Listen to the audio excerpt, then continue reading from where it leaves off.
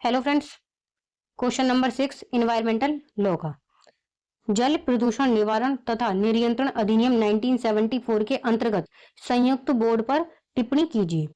जल प्रदूषण निवारण नियंत्रण अधिनियम 1974 के अंतर्गत केंद्रीय जल प्रयोगशाला, तीसरा राज्य बोर्ड की बही स्तरावों के नमूने लेने की शक्ति और संबंध में अनुसरित किए जाने वाली प्रक्रिया की विवेचना कीजिए। ठीक है, ये जल प्रदूषण से रिलेटेड क्वेश्चन है जो एक्ट है 1974।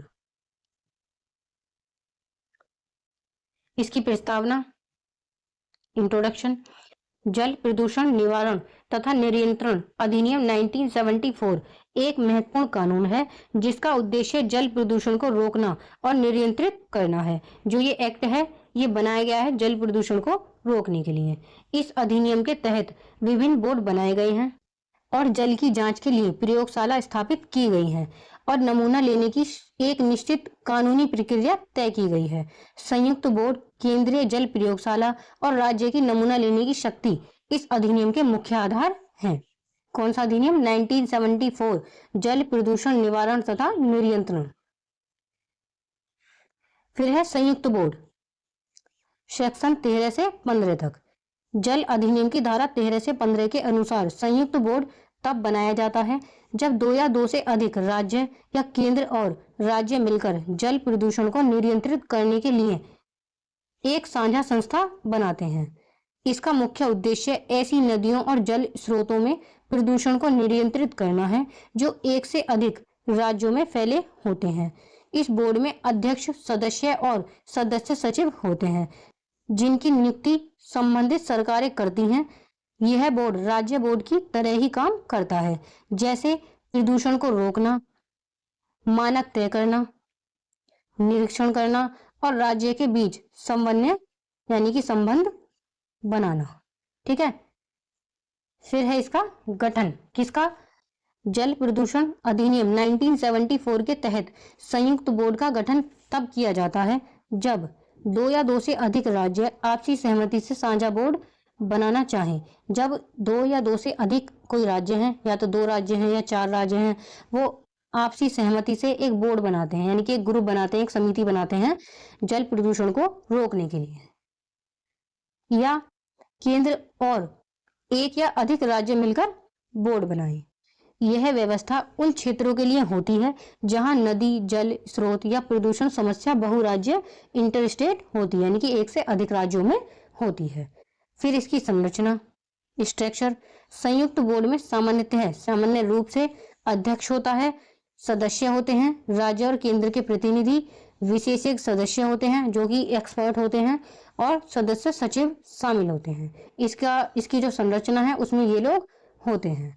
ठीक है, और जो ये था इसका गठन किया जाता है जल प्रदूषण को रोकने के लिए। दो या दो से अधिक राज्य सहमत होते हैं एक समिति बनाने के लिए, एक बोर्ड बनाने के लिए, ताकि वो जल प्रदूषण को रोक सकें। फिर इसकी संरचना में ये सारी चीजें हैं, अध्यक्ष है, राज्य है, वो सदस्य हैं, विशेषज्ञ हैं, सचिव हैं, ये सब शामिल हैं। फिर है इसके कार्य, जो ये बोर्ड है इनके कार्य, संयुक्त बोर्ड के कार्य। अगर आपसे क्वेश्चन राज्य बोर्ड से पूछा जाए, केंद्र बोर्ड से पूछा जाए, संयुक्त बोर्ड से पूछा जाए, इस क्वेश्चन में तीनों ही चीजें मैंने बताई हुई हैं। आप इसी को लिख देना पूरे को, लेकिन याद अच्छे से कर लेना।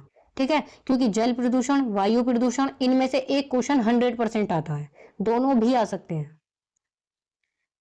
इसके कार्य, संयुक्त बोर्ड के प्रमुख कार्य जल प्रदूषण की रोकथाम एवं नियंत्रण।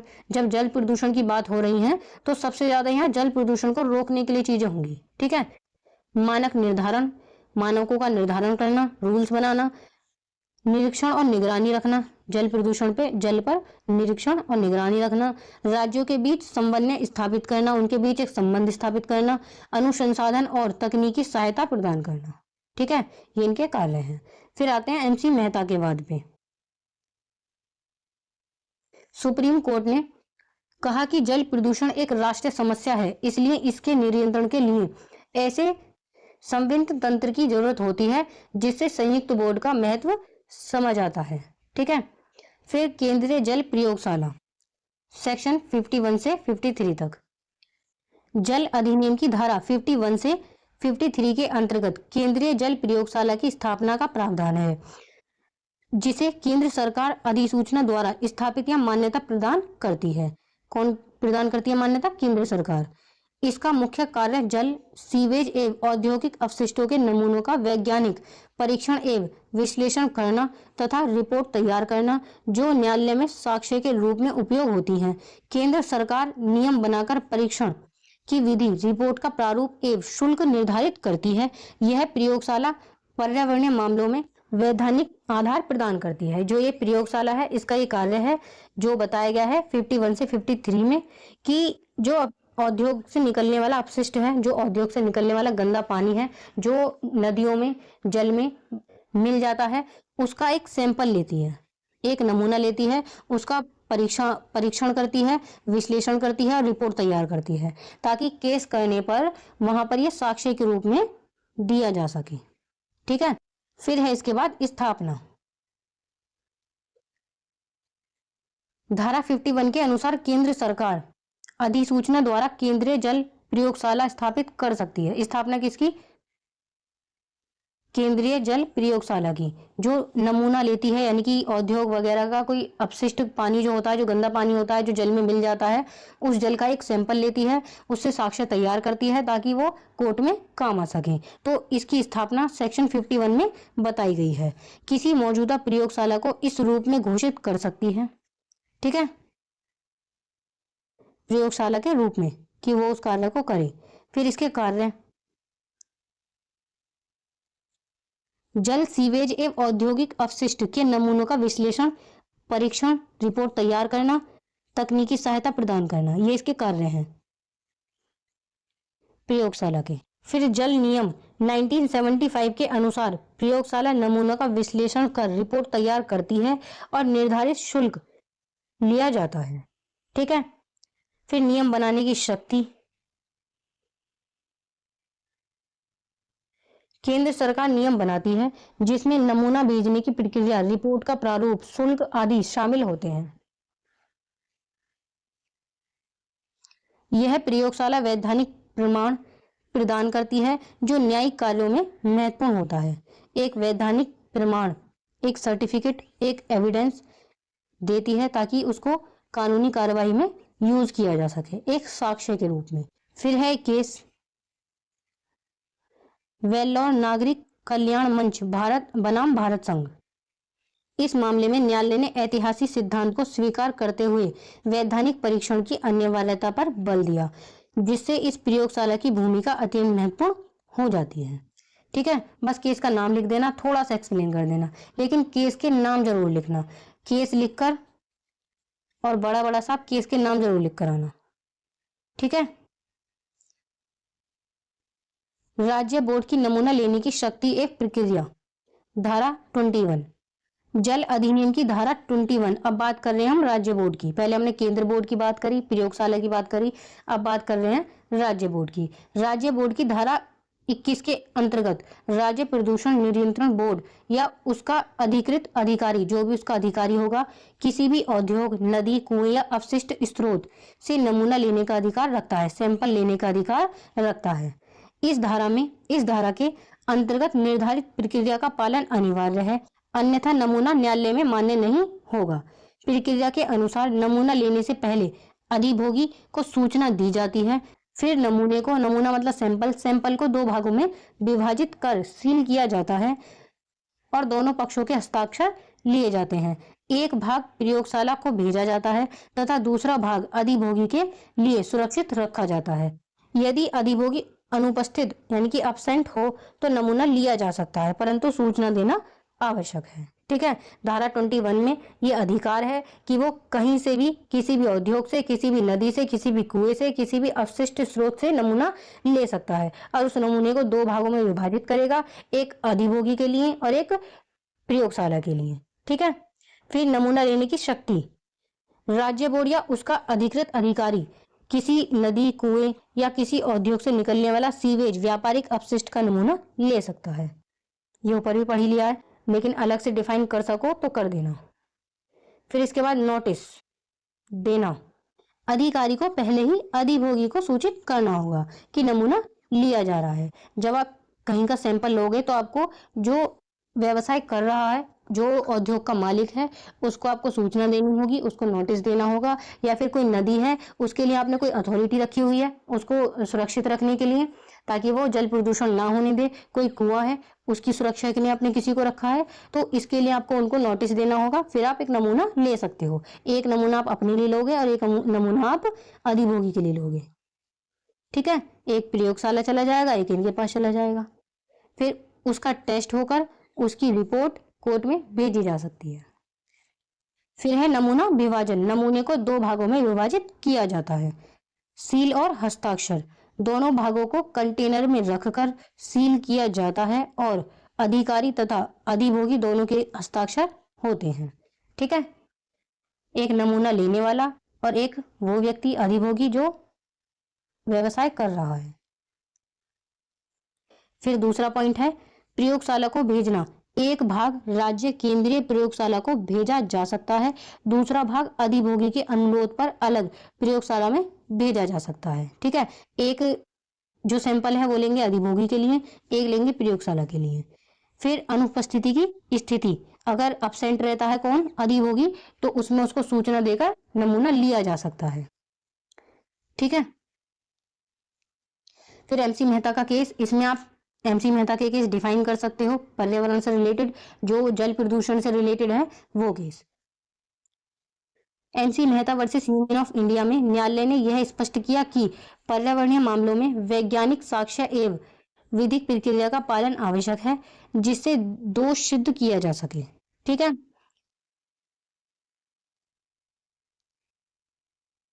फिर है इसका निष्कर्ष। जल अधिनियम 1974 के अंतर्गत संयुक्त बोर्ड प्रशासनिक समन्वय प्रदान करता है, केंद्रीय जल प्रयोगशाला वैधानिक प्रमाण उपलब्ध कराती है तथा राज्य बोर्ड की नमूना लेने की शक्ति विधिक कार्यवाही का आधार बनती है। ये तीनों मिलकर जल प्रदूषण नियंत्रण के लिए एक समग्र, प्रभावी एवं वैधानिक प्रणाली स्थापित करते हैं, जो पर्यावरण संरक्षण एवं सतत विकास के लक्ष्यों को प्राप्त करने में सहायक है। ठीक है, निष्कर्ष आप अपनी लैंग्वेज में लिख देना, मतलब पूरा ही आपको क्वेश्चन अपनी ही लैंग्वेज में डिफाइन करना है। बस कुछ कुछ चीजें आप याद रखना, जैसे कोई केस है, कोई सेक्शन है, कोई हेडिंग है। ठीक है, ये सारी चीजें आप अपनी मतलब ठीक लिखना। बाकी सारे क्वेश्चन को आप अपनी लैंग्वेज में डिफाइन कर देना कि जल प्रदूषण क्या है, केंद्रीय प्रयोगशाला क्या है, राज्य की नमूना लेने की शक्तियां क्या है, ये सारी चीजें। एमसी मेहता का केस आप डिफाइन कर सकते हो। ठीक है, फिर इसके कीवर्ड्स, जल अधिनियम 1974, जल अधिनियम 1974, इसकी प्रस्तावना, जल प्रदूषण नियंत्रण 1974 अधिनियम, बोर्ड, एक बोर्ड बनाई जाती है, प्रयोगशाला, नमूना लेने की शक्ति, इसकी प्रक्रिया, सारी चीजें इसमें होती हैं। ठीक है, फिर संयुक्त बोर्ड जो 13 से 15 तक डिफाइन है, दो या दो से अधिक राज्य, केंद्र, राज्य साझा संस्था, इन दोनों से मिलकर इनकी आपसी सहमति से एक समिति, एक बोर्ड बनाया जाता है जो कार्य करती है जल प्रदूषण को रोकने के लिए। इसके बाद इसका गठन, बोर्ड का आपसी सहमति, दोनों राज्य की आपसी सहमति से एक बोर्ड की नियुक्ति की जाती है, एक बोर्ड को बनाया जाता है। ठीक है, फिर इसकी संरचना, जिसमें अध्यक्ष होता है, सदस्य होते हैं, विशेषज्ञ होते हैं, सदस्य सचिव होते हैं। फिर इसके कार्य, इनके कार्य हैं प्रदूषण नियंत्रण, मानक निर्धारण करना, प्रदूषण का नियंत्रण करना, निरीक्षण, निगरानी रखना, समन्वय, तकनीकी सहायता करना। ठीक है, ये सारे हैं इसके कार्य। इसके केस में आप इसे लिख सकते हो। फिर केंद्रीय जल प्रयोगशाला, धारा 51 से 53 तक, इसकी स्थापना, इसके कार्य, इसके नियम बनाने की शक्ति, किसकी, केंद्र जल प्रयोगशाला की। केंद्र सरकार द्वारा इसकी स्थापना की जाती है, अधिसूचना मान्यता दी जाती है केंद्र सरकार द्वारा। इसके कार्य, नमूना लेने की शक्ति है, परीक्षण करने की शक्ति है, सीवेज अपशिष्ट को का नमूना लेने की शक्ति है, रिपोर्ट तैयार करने की शक्ति है, और इनके साक्ष्य इकट्ठा करने की शक्ति है, ताकि वो काम आ सके कब, न्यायालय में। नियम बनाने की शक्ति, प्रक्रिया, रिपोर्ट तैयार करना, प्रारूप तैयार करना, शुल्क लगाना। ठीक है, फिर एक वेलोर वाला केस है। इसके बाद फिर इसके बाद राज्य बोर्ड की नमूना लेने की शक्ति, सैंपल लेने की शक्ति धारा 21 में पहले पढ़ी थी। केंद्र की शक्तियां, केंद्र का गठन कैसे होता है, केंद्र की संरचना, केंद्र के कार्य, ये सारी चीजें। और अब राज्य बोर्ड, इसकी शक्तियां, कोई नदी है, कुआं है, उद्योग है, किसी से भी इसको नमूना लेने की शक्ति प्राप्त है। नोटिस देना, अधिभोगी को नोटिस देने की शक्ति है इसके पास कि ये नोटिस दे सकता है, और अधिभोगी अनुपस्थित रहता है तब भी ये उसको सूचना देकर नमूना ले सकता है। नमूना विभाजन, 2 भागों में नमूने को विभाजित किया जाता है, एक केंद्रीय प्रयोगशाला को भेजा जाता है और एक अधिभोगी के अनुरोध करने पर अन्य प्रयोगशाला में भेजा जाता है। फिर सील और हस्ताक्षर, 2 कंटेनर में उस नमूने को रखेंगे, सैंपल को रखेंगे और दोनों के हस्ताक्षर होंगे। फिर प्रयोगशाला भेजना, इसको प्रयोगशाला में भेजा जाएगा, अनुपस्थिति की स्थिति, ठीक है। फिर केस लॉ, एमसी मेहता, और फिर इसका निष्कर्ष। निष्कर्ष आप अपने शब्दों में लिख सकते हो। अगर आप इन कीवर्ड से सेटिस्फाई नहीं हो, आपको नहीं लग रहा ये कीवर्ड आपके लिए ठीक नहीं है, तो आप अपने शब्दों में अपनी लैंग्वेज में कीवर्ड बना सकते हो। आप बना लेना, जैसे भी आपको क्वेश्चन याद हो सके उस तरह से आप उसके कीवर्ड उठा लेना, जो भी हेडिंग है उसमें से, और आप अपने अनुसार उसको याद कर लेना, ठीक है।